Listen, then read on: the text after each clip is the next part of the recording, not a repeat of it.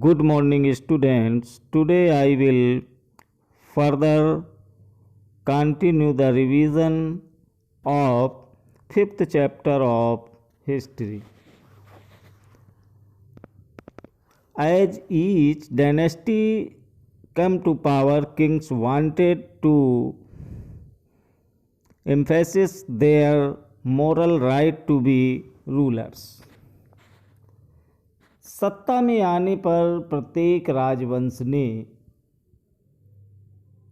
राजवंश के राजा ने शासक होने के अपने नैतिक अधिकार पर और जोर डाला।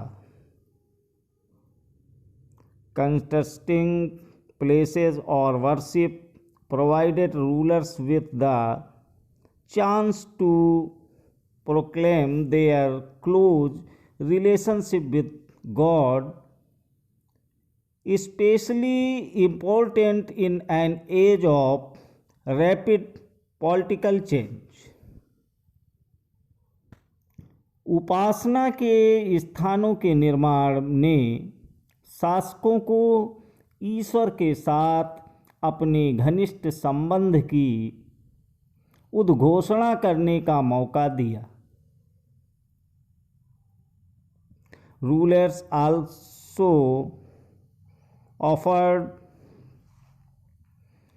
patronage to the learned and pious and tried to transform their capitals and cities into great cultural centers that brought fame to their rule and their realm. ऐसी उद्घोषणाएं तेजी से बदलती राजनीति के संदर्भ में महत्व ग्रहण कर लेती थीं। शासकों ने विद्वान तथा धर्मनिष्ठ व्यक्तियों को भी आश्रय प्रदान किया और अपनी राजधानियों तथा नगरों को महत्वपूर्ण सांस्कृतिक केंद्रों के रूप में परिवर्तित करने का प्रयास किया। इन सब से उनके शासन तथा राज्य को ख्याति मिली। It was widely believed that the rule of a just king would be an age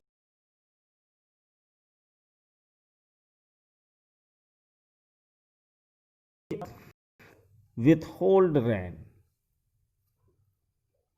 व्यापक समझ यह थी कि न्यायप्रिय राजा का राज ऐसा होगा जहां खुशहाली होगी और जहां पर्याप्त वर्षा होगी। At the same time, making precious water available by constructing tanks and reservoirs was highly praised. Available by constructing tanks and reservoirs was highly praised. इसी तरह हौजों और जलाशयों के निर्माण द्वारा बहुमूल्य पानी उपलब्ध कराने के कार्य की बहुत प्रशंसा की जाती थी। सुल्तान Iltutmish won universal respect for constructing a large reservoir just outside Delhi-e-Kuhna. It was called the Hauj Sultani or the King Reservoir. Can you find it on map first in chapter 3. सुल्तान इल्तुतमिश ने दिल्ली-ए-कुहना के एकदम निकट एक विशाल तालाब का निर्माण करके व्यापक सम्मान प्राप्त किया। इस विशाल जलाशय को हौजे सुल्तानी अथवा राजा का तालाब कहा जाता था। क्या आप इसे अध्याय 3 के मानचित्र 1 में ढूंढ सकते हैं? Rulers often constructed tanks and reservoirs big and small for use by ordinary people. शासक प्रायः सामान्य लोगों के लिए बड़े और छोटे हौजों और तालाबों का निर्माण करवाते थे।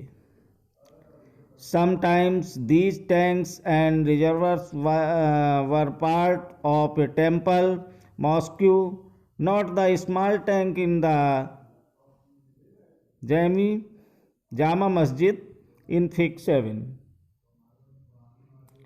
कभी कभी वे किसी मंदिर, मस्जिद, चित्र 7 में जामी मस्जिद के छोटे हौज पर ध्यान दें, अथवा और a gurdwara, a place of worship and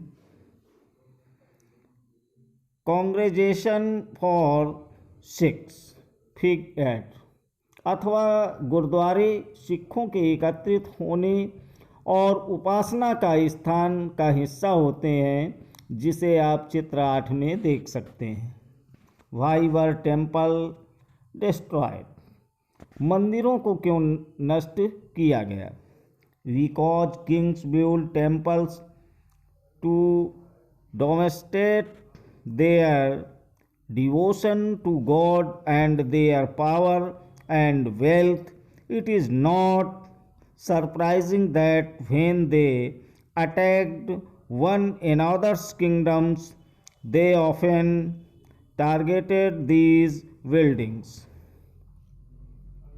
राजा मंदिरों का निर्माण अपनी शक्ति, धन संपदा और ईश्वर के प्रति निष्ठा के प्रदर्शन हेतु करते थे। ऐसे में यह बात आश्चर्यजनक नहीं लगती है कि जब उन्होंने एक दूसरे के राज्यों पर आक्रमण किया तो उन्होंने प्रायः ऐसी इमारतों पर निशाना साधा। In the early 9th century, when the Pandyan king Sri Vallabh invaded Sri Lanka and defeated the king Shen I, the Buddhist monk and chronicler Dhammakirti noted. 9वीं शताब्दी के आरंभ में जब पांड्यन राजा वल्लभ ने श्रीलंका पर आक्रमण कर राजा सेन प्रथम को पराजित किया था, he removed all the valuables, the statues of the Buddha made entirely of gold in the jewel place. उसके विषय में बौद्ध भिक्षु व इतिहासकार धम्मकित्ती ने लिखा है कि सारी बहुमूल्य चीज़ें वह ले गया, रत्न महल में रखी स्वर्ण की बनी बुद्ध की मूर्ति और विभिन्न मठों में रखी सोने की प्रतिमाओं, and the golden image in the various monasteries, all these he seized the blow to the pride of the Sinhalese ruler had to be avenged, and the next Sinhalese ruler Chen II ordered his general to invade Madurai the capital of the Pandyas. इन सभी को उसने जब्त कर लिया। सिंघली शासक के आत्माभिमान को इससे जो आघात लगा था उसका बदला लिया जाना स्वाभाविक था। अगले सिंघली शासक सेन द्वितीय ने अपने सेनापति को पांड्यों की राजधानी मदुरई पर आक्रमण करने का आदेश दिया। The Buddhist chronicler noted that the expedition made a special effort to find and restore the gold statue of the Buddha। बौद्ध इतिहासकार ने लिखा है कि इस अभियान में बुद्ध की स्वर्ण मूर्ति को ढूंढ निकालने तथा लाने हेतु महत्वपूर्ण प्रयास किए गए।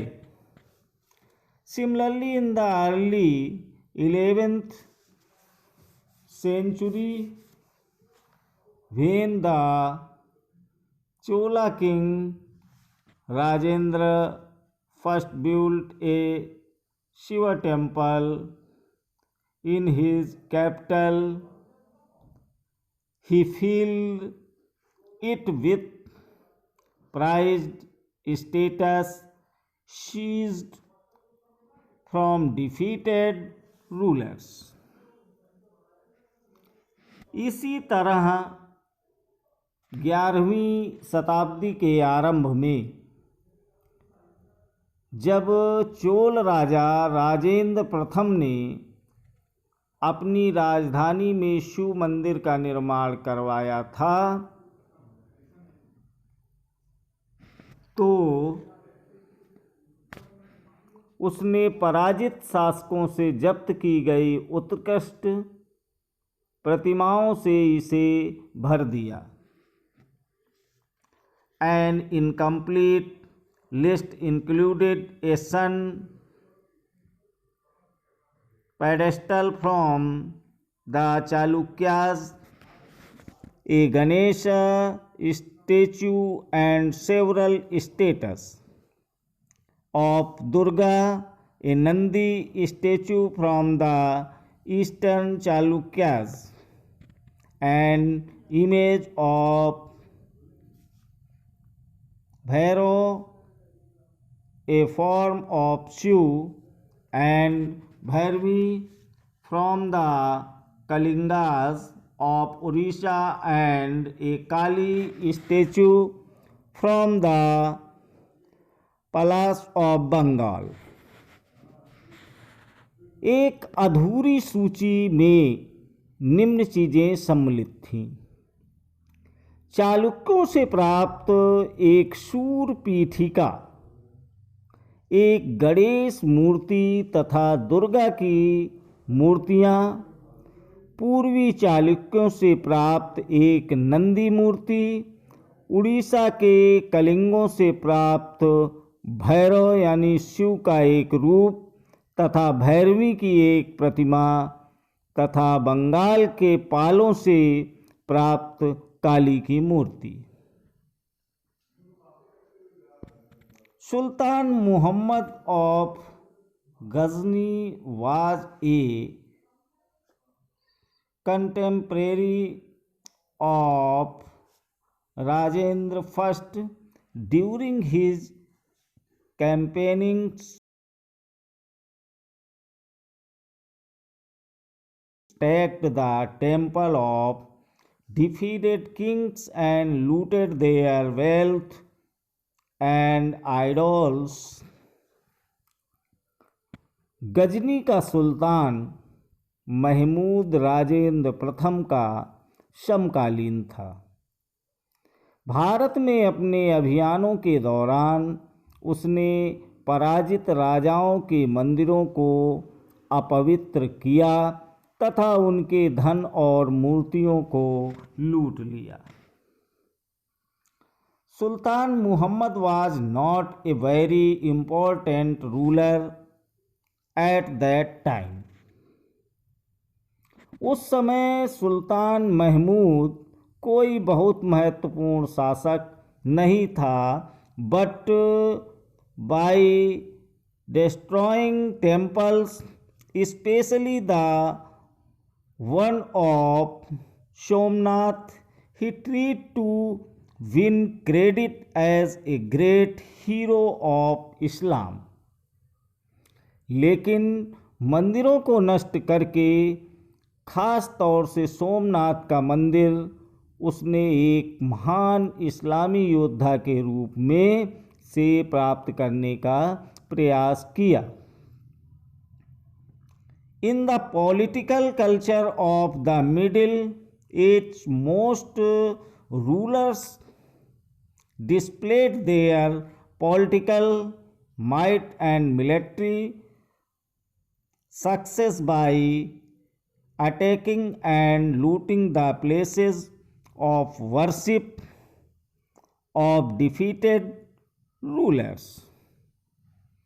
मध्ययुगीन राजनीतिक संस्कृति में ज़्यादातर शासक अपने राजनैतिक बल व सैनिक सफलता का प्रदर्शन पराजित शासकों के उपासना स्थल पर आक्रमण करके और उन्हें लूट कर करते थे।